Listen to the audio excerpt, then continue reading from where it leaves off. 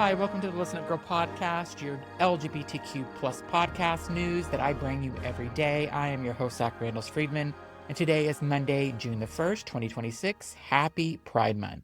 We have made it, the first day of June, and here's what you need to understand right now. This is not a normal Pride Month. We are in a political climate unlike any of this community has ever seen or ever faced, and now we need to show up this month. We need to show how we celebrate, how we resist, and how we refuse to be erased because all of that matters, and it matters more than ever. Today we have 5 stories. A federal appeals judge just handed trans service members a major victory. On the first day of Pride, corporate America is quietly abandoning Pride Month. Several Republican-led states are trying to replace Pride Month entirely, and a Democratic government just made history in the deep red Kentucky.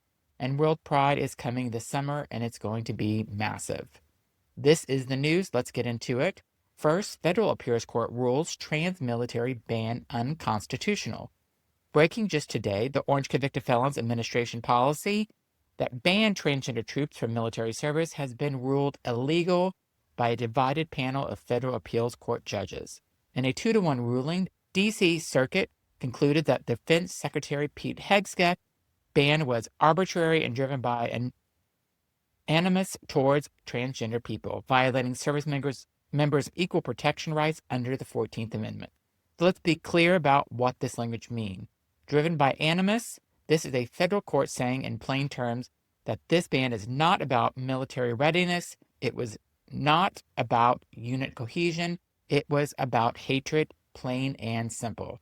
The court's majority wrote that the Hegseth's policy appears to be driven by the bare desire to harm a politically unpopular group.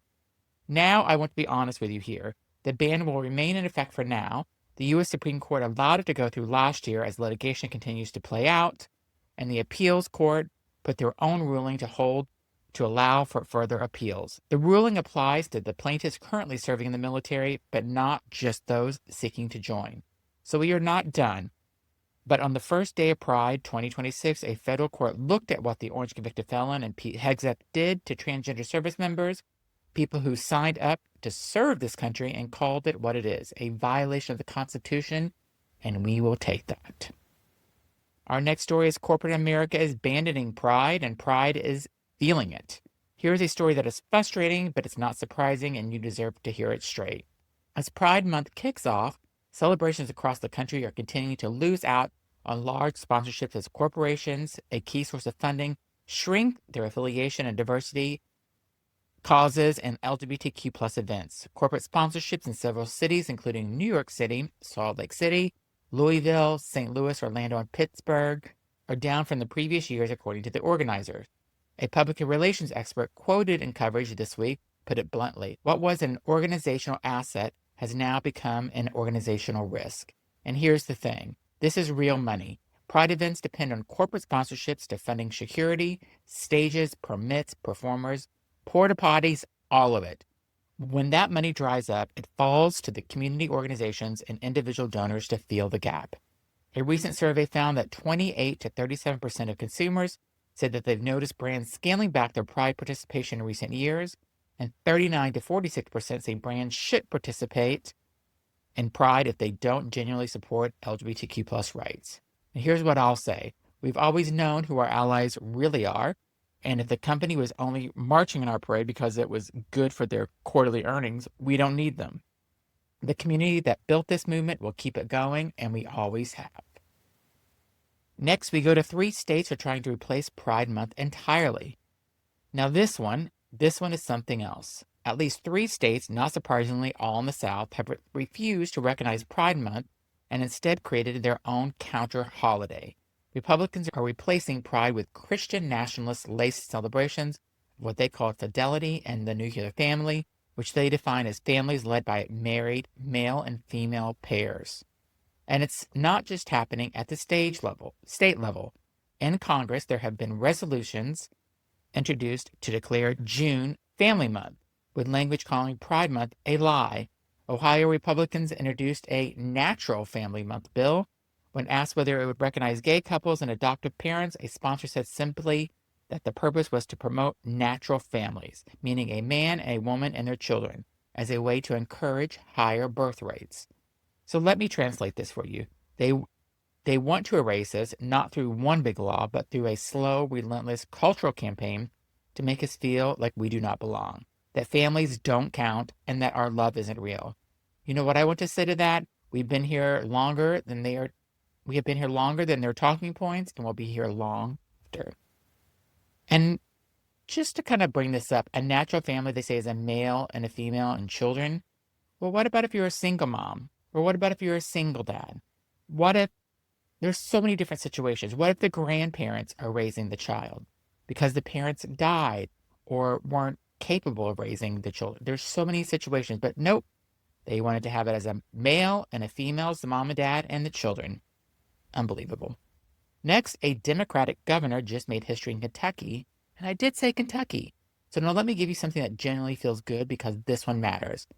Kentucky Governor Andy Beshear signed today officially recognizing June 2026 as Pride Month in the Commonwealth of Kentucky, making him the first sitting governor in the Kentucky's history to do so.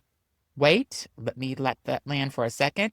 Kentucky, one of the reddest states in the country, a state where the legislature has reportedly overridden Beshear's vetoes of anti-LGBTQ plus bills. Now, this governor, this Democrat, keeps showing up for us anyway.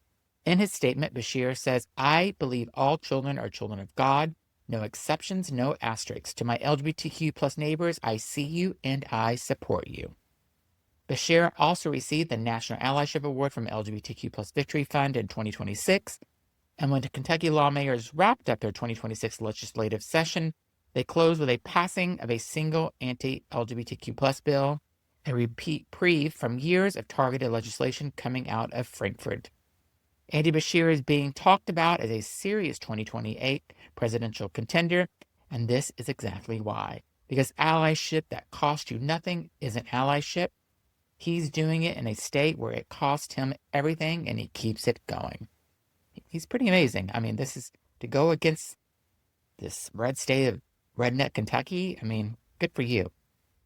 Next, World Pride is coming to Amsterdam this summer, and it's going to be historic. So let's close today on the first day of Pride Month with something to look forward to. From July 25th to August 8, 2026, Amsterdam will host World Pride, celebrating freedom, diversity, and love in all of its forms, as the Netherlands makes 25 years since becoming the first country in the world to legalize same-sex marriage. The theme of World Pride Amsterdam 2026 is unity, and given everything happening globally right now, the rollbacks in the U.S., the pressure of the LGBTQ rights across Europe, and the hostility in the country after country, that theme isn't just a slogan, it's a call to action. World Pride traditionally includes a major human rights conference alongside the celebration, and in a year when LGBTQ rights are under pressure in the U.S., Russia, Hungary, and dozens of other countries, that conference isn't a sidebar. It's one of the most important gatherings of the entire 2 weeks. On August 1st, the legendary Canal Parade will wind through Amsterdam's historic waterways with 80 boats carrying LGBTQ plus groups, organizations, and community floats. 500,000 people are expected to watch the canal banks and bridges. And I want you to hold on to this image today, because on a day when corporations are backing away and states are trying to cancel our month, 500,000 people are going to line the canals of Amsterdam to cheer us on. The world is watching, and we are not going anywhere. So this is the Listen Up Girl podcast for Monday, June 1st, 2026, day 1 of Pride Month. 5 stories today. Trans members got a major legal win in federal court. Corporate pride sponsorships are drying up across the country. 3 southern states are trying to erase Pride Month entirely. Kentucky's governor once again made history by standing with us. And Amsterdam is getting ready to host the biggest LGBTQ plus celebration on the planet this summer. This month is going to be a lot. It's going to be joyful, and it's going to be hard. It's going to be political. But we are going to be here every single day, keeping you informed and keeping you fired up. I am Zach Randall Friedman. I am not in my studio for the next few days, so I'm reporting outside of my studio, but I thought it was so important to bring you the news. But I'll be back tomorrow with more LGBTQ plus news. Thank you so much for listening. And if you haven't subscribed, please do. Thanks so much.